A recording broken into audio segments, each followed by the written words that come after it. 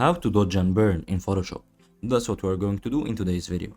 But first, make sure to like the video, subscribe to the channel, and write down below in the comment section any suggestion or question that you have, and let's get started.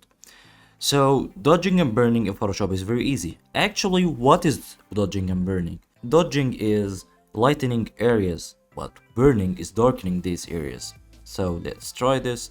You have to go to the panel on the left and click on this tool. As you can see, let's try it. It's lightening the dog. As you can see, the dog is being lightened. What if we want to increase the darkness? We're gonna use the burn tool and make it like this. As you can see, it's being darkened.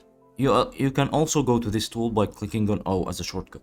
Hope you guys enjoyed the video. Don't forget to like the video, subscribe to the channel, and write down below in the comment section any suggestion or question that you have, and have a nice day.